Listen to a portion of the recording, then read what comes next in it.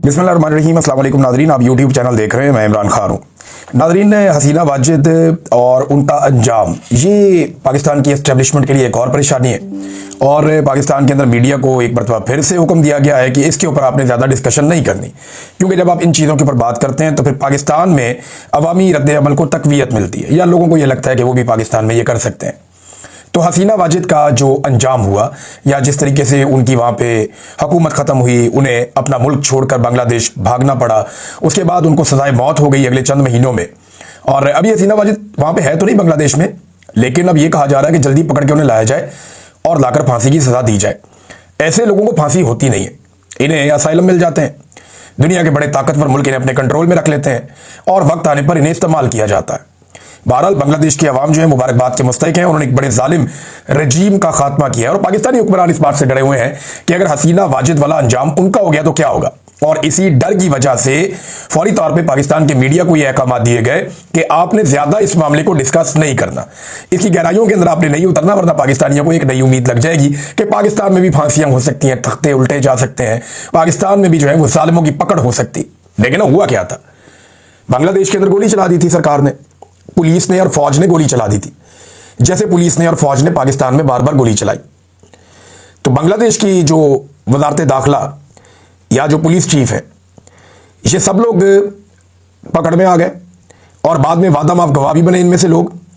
और तमाम लोगों ने गवाहियां दी, उन्होंने बताया, डॉक्टर्स ने बताया जी कि हमने लोगों के जिस्मों में से गोलियां निकाली, हमने पोस्टमार्टम किया, फलां फलां तारीख को इतने इतने मरीज आए, इन हालात को हमने देखा, डॉक्टर्स ने बताया, एनी शाहिदीन ने बताया, जो लोग रेस्क्यू करके अस्पतालों में लेकर गए उन्होंने बताया। फिर जो पुलिस वाले हैं वो खुद वादा माफ गवाह बन गए। तो गोलियां चलाने वाले फंस गए और ऑर्डर देने वाली हसीना वाजिद को सजाए मौत सुना दी गई। अब ये खौफ जो है पाकिस्तान में भी जाता है। मरियम नवाज का जो हालिया एक स्टेटमेंट है, आप उसको इसके साथ मिलाकर पढ़ेंगे तो आपको समझ आएगी कि इनके दिमाग में क्या चल रहा है। बरतानिया में खड़ी होकर मरियम नवाज ये कहती हैं कि मैं हल्फन कहती हूं कि मैंने या नवाज शरीफ ने किसी से इंतकाम नहीं लिया। अब जो गुज़िश्ता 3.5-4 साल से इन्होंने पाकिस्तान की मिलिट्री एस्टेब्लिशमेंट के साथ मिलकर किया, वो क्या था। वैसे ये लोग तो ना 3 में ना 13 में इनकी औकात ही नहीं है किसी से इंतकाम लेने की या बदला लेने की। तो मिलिट्री एस्टेब्लिशमेंट है जो इनके साथ मिल गई है। जर्नैल अगर नवाज शरीफ का हाथ ना थामे तो नवाज शरीफ की तो टके की औकात नहीं है इस वक्त। नवाज शरीफ तो पाकिस्तान में एक SHO से नहीं लड़ सकता अब, जो हालात हो गए हैं। तो ये पाकिस्तान की जो फौजी एस्टेब्लिशमेंट है उसके पास सारी ताकत है, आसिम मुनीर के पास, उनके किचन कैबिनेट के पास, ये लोग पावर एंजॉय कर रहे हैं। मोहसिन नकवी की ताकत नवाज शरीफ की ताकत से कई गुना ज्यादा है आज के दौर में।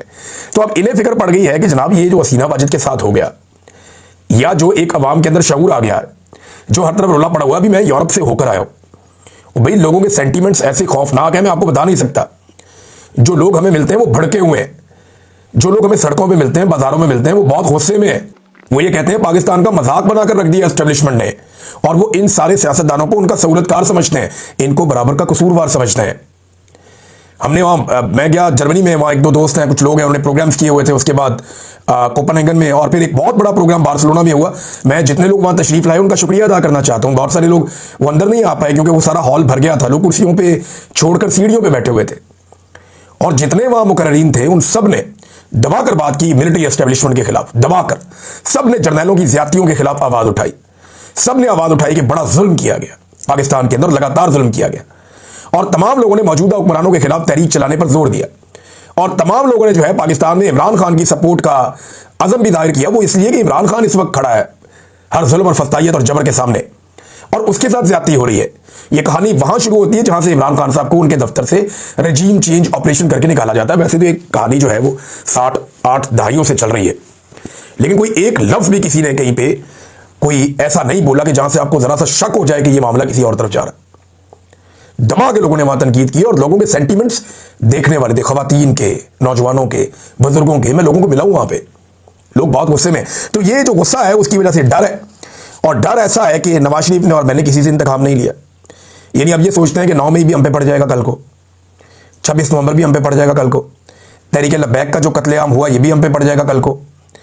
अब वो ये सोचते हैं कि जितना पाकिस्तान में जुल्म और बर्बरियत हुई है, जो आज़ाद कश्मीर में भी हुआ, जो जगह जगह पाकिस्तान में हमने तबाही फेरी है, वो सारा हम पे पड़ जाएगा। जो मरियम नवाज ने जाली पुलिस मुकाबलों का एक लंबा लामुतनाही सिलसिला शुरू कर दिया है पंजाब में, धड़ाधड़ पुलिस मुकाबले हो रहे हैं, मावरा अदालत, किसी बंदे को अदालत में पेश ही नहीं करते। और पुलिस खुलकर कहती है जी हम कत्ल करेंगे, हम मार रहे हैं, हम छोड़ेंगे किसी को नहीं। तो पुलिस स्टेट बना के रख दिया पूरे पंजाब को, ना कोई अदालत है ना कोई कानून है, मारते जाओ सबको। तो ये सारी चीजें जब आप इकट्ठी करके देखते हैं तो मरियम नवाज को और नवाज शरीफ को खौफ आना ये एक ऑब्वियस चीज है, उन्हें डर लगना चाहिए। जो उन्होंने पाकिस्तानियों के साथ कर दिया उसके बाद उनका डरना बनता है। और वो ये भी जानते हैं कि कल को एस्टेब्लिशमेंट ये सारा कुछ उन पे डाल देगी। अब देखें, ये इन्होंने सहूलतकारी तो की है एस्टेब्लिशमेंट की, और बूट पॉलिश भी की है, और इसका जो भरपूर फायदा उठाया वो इन्हीं लोगों ने उठाया, और इनके साथ साथ एस्टेब्लिशमेंट ने भी उठाया। नादरीन, मरियम नवाज की बात हो रही है तो मैं आपको ये बता देता हूं, ये कॉन्फ्रेंस में गई हुई थी आलमी सतह की।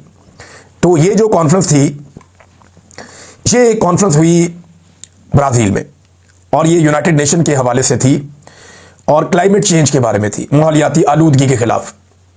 वहां मरियम नवाज साहबा गई, वो 55-56 हज़ार लोग और भी आए हुए थे, पूरी दुनिया से लोग शिरकत करते हैं। अब मरियम नवाज साहबा वहां तो पहुंच गई कॉन्फ्रेंस के अंदर, लेकिन लाहौर, मैं कल का डाटा आपको दे रहा हूं, आज का आप चेक कर लीजिएगा, आज भी मिलता जुलता ही होगा। लाहौर अब भी दुनिया का सबसे आलूदा तरीन शहर है। आज भी दुनिया का आलूदा तरीन शहर कौन सा है? लाहौर है। और ये दुनिया को बताने गए हैं कि जनाब क्लाइमेट चेंज से कैसे बचना है और किस तरीके से हमने चीजें ठीक करनी है। इन्होंने कभी अपनी जिंदगी में दरख्त लगाने के मामलात को संजीदगी से नहीं लिया, कभी इन्होंने क्लाइमेट चेंज को एक मौजू के तौर पर नहीं लिया, कभी इसके लिए आवाज नहीं उठाई, कभी इसके लिए जोर नहीं लगाया। ये तो इमरान खान साहब ने बेशुमार प्लांटेशन करवाई खैबर पख्तूनख्वा में। पंजाब में मैं ये मानता हूं वो इतना कामयाब नहीं हुआ, कोशिश की लोगों ने पंजाब में, मैंने अपने तौर पे की, कुछ और हमारे मीडिया के दोस्त हैं, कुछ हमारे जो दोस्त हैं एंटरटेनमेंट इंडस्ट्री के, उन लोगों ने कोशिश की, कुछ प्राइवेट लोगों ने कोशिश की, और थोड़ी बहुत गवर्नमेंट की सतह पे, लेकिन पंजाब में नहीं हो पाया। खैबर पख्तूनख्वा में खास तौर पे परवेज खटक के दौर में और उसके बाद भी ये बड़ा जबरदस्त काम हुआ, और ये इमरान खान साहब का इनिशिएटिव था, बिलियन ट्री सुनामी। तो बड़े दरख्त लगे थे उस वक्त, इनको तो तब होश भी नहीं थी। तो नादरीन, ये स्मोक में अभी भी लाहौर सबसे आ गया। ये दुनिया को जाके बता रहे हैं, क्या बता रहे हैं कि जनाब स्मोक से ज्यादा बढ़ानी कैसे, आपने अपने शहरों को आलूदा कैसे करना। नादरीन, एक और बड़ी खबर है बैरिस्टर गौर साहब के हवाले से। उन्होंने शाहजेब खानजादा साहब को हरासा किए जाने के मामले या उस वाकये की शदीद तरीन अल्फाज में मजम्मत की है। बड़ी अच्छी बात है, मगर मेरा एक और सवाल है कि क्या नून लीग की क्यादत, अब ये पीटीआई की क्यादत है ना, चेयरमैन है, क्या नून लीग की क्यादत अलीमा खानम साहिबा पे अंडा फेंके जाने के वाकये की मजम्मत करेगी? क्या वो बताएंगे वो औरतें कौन थी? क्या वो बताएंगे कि उन औरतों को पुलिस वाले वहां से कैसे बचाकर लेकर गए? क्या वो बताएंगे कि सरेआम उन्होंने अंडा फेंका और अंडा फेंकवाया गया साजिश के तहत, फिर उन औरतों को वहां से महफूज रास्ता दिया गया, फिर उसके बाद उन्हें घर भेज दिया गया? आज तक कुछ पता नहीं है कहां है वो औरतें। क्या नून लीग की क्यादत ने, पीपल्स पार्टी की क्यादत ने, बाकी सब लोगों ने जो अभी मजम्मत कर रहे हैं इस वाकये की, जो बैरिस्टर गौर ने भी की है, बड़ी अच्छी बात है, लेकिन क्या वो सब मजम्मत करेंगे जो अलीमा खानम साहिबा पे अंडा फेंका गया? क्या जो समीना पाशा साहिबा के खिलाफ घटिया, गंदी और बेहुदा जबान इस्तेमाल की गई, उन अकाउंट्स को तो मरियम नवाज खुद फॉलो करती है, तो क्या इसकी वो मजम्मत करेंगे? क्या वो मजम्मत करेंगे जो अलीना शिबली साहिबा के साथ हुआ और जितने घटिया अल्फाज बोले गए जब उनका नाम डाला गया इमरान खान साहब से जेल में मुलाकातियों की लिस्ट में, बताओ एक जर्नलिस्ट? क्या मुकद्दस फारूक एवान साहिबा के घर जब पुलिस पहुंच जाती है और जाके उनको हरासा करती है, क्या हम सबके घरों में जब पुलिस जाती है और चादर और चार दीवारी का तकद्दुस पामाल करती है, क्या समी इब्राहिम साहब को जबरी तौर पे लापता नहीं किया गया? क्या औरिया मकबूल जान साहब को जबरी तौर पे लापता करके तशद्दुद नहीं किया गया? क्या आफ्ताब इकबाल साहब को जबरी तौर पे लापता नहीं किया गया, उन्हें पाकिस्तान छोड़कर बाहर नहीं आना पड़ा? क्या अहमद फरहाद साहब को कई दिनों तक जबरी तौर पे लापता करके टॉर्चर का निशाना नहीं बनाया गया? क्या उनकी एहलिया को गिरफ्तार करके उनको रुसवा नहीं किया गया? क्या साबिक वजीर आजम की एहलिया पर इद्दत जैसा घटिया केस बनाकर उनकी पगड़ी नहीं उछाली गई? तो अगर आपने एक पैमाना इज्जत का रखना है तो वो सबके लिए होगा। ये नहीं होगा कि एक तरफ आप कुछ और कहें और एक तरफ आप कुछ और कहें।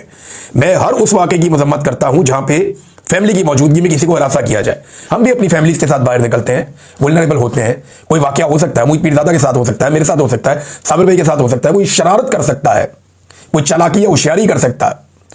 लेकिन अगर आपने पैमाना रखना है तो सबके लिए एक जैसा रखना है। अलीमा खानम साहिबा पे भी ज्यादती हुई थी, जुल्म हुआ था, उनके साथ भी जो हुआ, शहीद अरशद शरीफ की एहलिया के ऊपर किसने कीचड़ उछाला था, जरा ये भी पता करके आप बता दें, आपको पता चल जाएगा।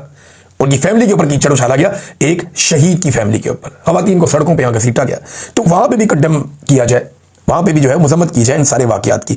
आसमा शराजी साहिबा ने माजी में एक कॉलम लिखा था इमरान खान साहब के दौरे हुकूमत में, ये एक तजाद आ गया, मैं चाहता हूं मैं इसको रिपोर्ट करूं और इसकी ऊपर एहतियात करनी चाहिए। देखिए, उन्होंने कॉलम लिखा था माजी में, और जब उनसे उस वक्त सवालात पूछे गए थे और उनके साथ आलिया हमजा साहिबा बैठी थी आसमा शराजी साहिबा के साथ, तो उन्होंने कहा था जी मैंने कहा नाम लिया बुशरा बीबी का, यानी वो एक तरह के डिनाइल में चली गई। उन्होंने कहा जी मैंने तो एक कॉलम लिखा है जादू टूने के ऊपर, मैंने तो बुशरा बीबी का नाम ही नहीं लिया। लेकिन अब जब बुशरा तस्कीन साहबा ने इकोनॉमिस्ट के डिजिटल प्लेटफॉर्म 1843 के ऊपर एक कॉलम लिखा बुशरा बीबी के हवाले से, तो वही आसमा शरादी साहबा उसको ओन कर लिया उन्होंने कि मैंने भी ये काम किया था। एक वक्त था उन्होंने कहा मैंने बुशरा बीबी के बारे में कहीं नाम नहीं लिया, अब वो कह रही है जी मैंने उन्हीं के बारे में कॉलम लिखा था। ये एक तजाद है, और क्योंकि उस वक्त वो लोग हुकूमत में थे तो शायद इस बात का भी खदशा होता है। आज वो अपोजिशन में है, बुशरा बीबी जेल में बंद है, तो कोई भी उनके ऊपर हमलावर हो सकता है, उन्हें मार सकता है। तो यहाँ जो कमज़ोर है, जो दबा हुआ पिसा हुआ, उसको मारना बहुत आसान होता है। नाज़रीन, मैं ख्वाजा आसिफ का एक ट्वीट पढ़ के हैरान हो रहा था। ख्वाजा आसिफ ने कहा कि आज़ाद कश्मीर की क्या सियासत है। कल तक जो वज़ीर आज़म की काबीना में रुकन था, वो उसके खिलाफ तहरीक अदम एतमाद में वोट देता है और ख़ुद वज़ीर आज़म बन जाता है। अदम एतमाद एक शख्स के खिलाफ नहीं, हुकूमत काबीना के खिलाफ बनता है। इक़्तिदार की म्यूजिकल चेयर ने सियासतदानों के ज़मीर मुर्दा कर दिया। एक तो ये गंद सारा आपने मारा आज़ाद कश्मीर में, वहाँ पे एजेंसियों के साथ मिलकर, और आपके हाथ से गेम निकल गया। अनवारुल हक को आप लोगों ने बनाया वहाँ पे वज़ीर आज़म। इमरान खान साहब की हुकूमत का वहाँ वाली का रजीम चेंज अदालत के जरिए से आप लोगों ने किया। ख्वाजा साहब, ये घटियापन भी आप लोगों की जमात ने और आप लोगों ने मिलकर एस्टेब्लिशमेंट के साथ किया। और आपके मुंह से तो एथिक्स की बात अच्छी नहीं लगती। आप तो गुज़िश्ता तीनों इंतखाबात MNA के हार गए। एक दफ़ा आप उस्मान डार से हार गए, दोबारा फिर आप उससे हार गए, तीसरी दफ़ा आप उसकी वालदा से इलेक्शन हार गए, और तीनों मरतबा आपने, एक मरतबा जनरल बाजवा से आपने खुद बताया कि आपने व्हाट्सएप पे बात की जनरल बाजवा से, और बात करने के बाद आपने सीट ली। इस मरतबा पाकिस्तान का सारा मीडिया गवाह है कि आप बुरी तरह इलेक्शन एक बड़े मार्जिन से हार गए थे। 99% रिजल्ट आ गया था, लेकिन भी जनरल आसिम मुनीर साहब की इंतजामिया ने आपको फॉर्म 47 जारी करवा दिया, और आप एस्टेब्लिशमेंट की मदद से एक मरतबा फिर डील करते हुए इक्तदार में आ गए। तो ख्वाजा साहब, ये आपकी टोटल कहानी है। आप कैसे एथिक्स की बात कर सकते हैं? एक खातून पे तशद्दुद करवा के, उसके बच्चों को बार बार अगवा करवा के, गिरफ्तार करवा के, पूरे खानदान को जलील और रुसवा करके, हजारों कारकुनों को जेलों में डालकर, फिर भी आप इलेक्शन हारने के बावजूद जाली फॉर्म 47 लेकर आए। आपके मुंह से जेब नहीं देती ये बात। या तो आप कहते ना, नवाज शरीफ साहब भी कहते कि मैं इलेक्शन हार गया हूं, मैं अब बाहर बैठूंगा, लेकिन आपको इक़्तिदार में आने का भी शौक था। नाज़रीन, पब्लिक अकाउंट्स कमेटी में एक इंकशाफ हुआ, वो ये है, और ये सरकारी इंकशाफ है। इंकशाफ ये है कि शुगर माफिया हाल ही में मजीद 200 अरब रुपए का कौम को चूना लगा चुका है। ये अभी हाल ही में, और अभी मजीद चूना वो लगा रहे हैं किसानों को। गन्ना नहीं खरीद रहे, रोका हुआ है, गन्ने का वजन कम हो रहा है, क्रशिंग सीजन को आगे लेकर जा रहे हैं। 15 नवंबर तक शुरू हो जाना चाहिए था, लेकिन नहीं कर रहे। क्रशिंग सीजन को आगे लेकर जा रहे हैं, जानबूझकर उसको आगे बढ़ा रहे हैं ताकि किसान का नुकसान हो, और किसान को पेमेंट तो ये वैसे भी नहीं करते। तो एक शुगर माफिया जो है उसकी मौजें लगी हुई है। और जब सवाल करते हैं शुगर माफिया कौन है, नून लीग, पीपल्स पार्टी, एस्टेब्लिशमेंट, ये पॉलिटिकल पार्टी ज्यादा शुगर माफिया को कंट्रोल करती है। और किसी के पास क्या होगा, ज्यादा यही लोग हैं। और इनके बड़े बड़े खानदानों के पास, लदाई फैमिली के पास, शरीफ फैमिली के पास, इनके पास शुगर मिले, और ये धड़ाधड़, ये पूरे साल में 1.5-2 माह काम करते हैं, पूरा साल पैसा कमाते हैं, और इतना पैसा कमाते हैं कि इनका पैसा पूरा साल अंडे और बच्चे देता है। इतना ये पैसा कमाते हैं। तो ये जब दिल करता है कौम को 100, 200, 400 करोड़ का, बल्कि इतने अरब का, 100, 200, 400 अरब का जब दिल करता है कौम को, ये चूना लगा देते हैं। नाज़रीन, एक और खबर है, इंडिया और पाकिस्तान, ये बड़े पैमाने पर, और ये खबरें अब छप रही हैं आलमी सतह पे, इंडिया और पाकिस्तान बड़े पैमाने पर पैसा खर्च कर रहे हैं अमेरिका में, और ये लॉबिंग फर्म्स हायर कर रहे हैं। और बाज़ जगहों पे इंडिया की जानिब से किसी ने और पाकिस्तान की जानिब से एक ही फर्म को हायर करके ट्रंप से ताल्लुकात बनाने पे लगाया हुआ है कि हमारे ट्रंप के साथ बेहतरीन ताल्लुकात होने चाहिए। इंडिया और पाकिस्तान की टसल की वजह से अमेरिका में लॉबिंग फर्म्स का धंधा ठीक चल रहा है, और उनकी मौजें लगी हुई हैं। अब वहाँ पे डोनाल्ड ट्रंप को कंट्रोल करने के लिए, या उसकी नज़रों में अच्छा बनने के लिए, ये पैसा खर्च कर रहे हैं। अब एक रिपोर्ट आई है फर्स्ट पोस्ट, उसमें दावा किया गया कि पाकिस्तान ने 3 गुना पैसा खर्च किया इंडिया के मुकाबले में वॉशिंगटन में लॉबिंग करने के लिए। अंदाजा करें, कौम का पैसा है, आम पाकिस्तानियों का पैसा है। ये सिर्फ इसलिए कि आसिम मुनीर और शहबाज शरीफ साहब का चेहरा डोनाल्ड ट्रंप को भा जाए, पसंद आ जाए, तो इसलिए ये क्या कर रहे हैं, कौम का पैसा अंधाधुंध लॉबिंग के अंदर फेंक रहे हैं, झोंक रहे हैं। पैसा कौम का है, और किसी को जवाब दे ये नहीं समझते, किसी के सामने अपने आप को जवाब दे नहीं समझते। और इसी चक्कर में इन्होंने अब इस तस्ने भी ले लिए। और जिस तरह शहबाज शरीफ साहब ने जिस लेवल की बूट पॉलिश की, शू शाइन बॉय, उनको एक आलमी सतह पे खिताब दिया गया है, जिस तरह उन्होंने बूट पॉलिश की डोनाल्ड ट्रंप की, शर्म शेख में शहबाज शरीफ साहब ने, शर्म भी नहीं आई। तो पूरी कौम को तो शर्म आई, लेकिन उन्हें नहीं आई। तो उसके बाद तो किसी लॉबिंग की जरूरत ही नहीं है। ट्रंप तो एंजॉय कर रहा है सारी सूरत हाल को, कि इंडिया भी पैसे खर्च कर रहा है, पाकिस्तान भी कर रहा है। और इंडिया के साथ जिस वक्त ट्रंप की जो ट्रेड डील है वो मुकम्मल हो जाएगी, तो फिर आप देखिएगा सूरत हाल काफी बदलेगी और बहुत सारी चीजें तब्दील हो जाएंगी। नाज़रीन, तहरीक लब्बैक की हवाले से खबर है, और उन्होंने एक बयान जारी किया तर्जुमान ने। उन्होंने कहा कि मुल्क अजीज पाकिस्तान के अंदरूनी मामला पर तबसरा करते हुए कहा कि नाजायज हुकूमत अपोजिशन लीडर पर दबाव डालने के लिए उनकी घरेलू खवातीन तक को फस्तायत का निशाना बना रही है। साद रिजवी की खवातीन और बहनों और अहलिया उनके बारे में बताया कि उनको गिरफ्तार कर दिया जाता है। एक जेल में कैद खवातीन की किरदारकुशी की जाती है। अब बुशरा बीबी का तस्करा कर रहे हैं। देखिए, ये तहरीक लब्बैक वो जमात थी जो एस्टेब्लिशमेंट के इशारों पर खवातीन की बदतरीन तज़हीक करती थी और पाकिस्तान तहरीक इंसाफ पर हमले करती थी। एस्टेब्लिशमेंट ने इनका कत्लेआम करवाया सिर्फ इसराइल को खुश करने के लिए, अमेरिका को राजी करने के लिए। तो वो जो कत्लेआम हुआ उसके बाद जो तहरीक लब्बैक है उसका मौक़िफ़ तब्दील हुआ और अब वो भी हकीकत पसंदी का सामना कर रहे हैं। और अब वो भी बता रहे हैं कि जनाब जुल्म और जुल्म ही होता है। खवातीन जो है उनकी इज्जत सांझी होती है। जो आप किसी और जमात के साथ कर रहे हैं हमारे साथ भी वही हो गया। तो अच्छी बात यह है कि तहरीक लब्बैक की आवाज़ें भी अब उठना शुरू हुई जुल्म के खिलाफ। लेकिन तहरीक लब्बैक के हवाले से बहुत सारे खदशात बहुत सारे लोगों के दुरुस्त भी है। ये बहुत इंतहा पसंदी पे चले जाते हैं, बहुत अजीबोगरीब काम करते हैं। लोगों के घरों के ऊपर उनके ऊपर अपनी जाती पुलिसिंग शुरू कर देते हैं और अजीब तरीके से हर चीज़ को अपने हाथ में कंट्रोल करना चाहते हैं। ये भी बड़ी खौफनाक चीज़ है। तो इस पर भी उनको सोचना चाहिए कि अपने आप को दुरुस्त करें। अब नादरीन, साद रिजवी का या अनस रिजवी का इतने दिन गुजर गए हैं, अभी तक कोई पता नहीं चला। समझ नहीं आ रही वो गए कहाँ। उनकी फैमिली भी पुरस्कार तौर पर खामोश है। मेरी उनकी पार्टी के चंद अहम लोगों से बात हुई जो अभी तक गिरफ्तार नहीं हुए, काबू नहीं आए। और ये लोग जो हैं वो अब पंजाब में नहीं है, ये मैं आपको बता देता हूँ। उनका ये कहना है कि हमें भी नहीं पता कि साद रिजवी और अनस रिजवी कहाँ हैं और हमारा भी उनसे रब्ता नहीं हुआ। शुबा उन्हें भी यही है कि पाकिस्तान की इंटेलिजेंस एजेंसियों की कैद में है वो दोनों भाई। शुबा उनका भी यही है और बहुत मुमकिन है कि उनकी फैमिली को ये बता दिया गया हो या उनसे रब्ता करवा दिया गया हो और अभी चीज़ों के ठीक होने का शायद इंतज़ार किया जा रहा है कि बाहर मामला ठीक हो जाए, उसके बाद साद रिजवी को या अनस रिजवी को जो भी मौजूद है या जिस हालत में भी है उन्हें फिर सामने लाया जाए। लेकिन अभी तक जो है वो कोई उनका पता नहीं चल रहा। और ये बड़ी अजीब बात है कि पंजाब में सबसे ज़्यादा तीसरे नंबर पे वोट लेने वाली जमात, उसके दोनों लीडर गायब हो गए, कुछ पता ही नहीं दुनिया को कि वो किधर गए। ये पाकिस्तान के अंदर इस वक्त हालात हैं। अब तक इतना ही। अपना ख्याल रखिएगा, अपने इस चैनल का भी। अल्लाह हाफिज़।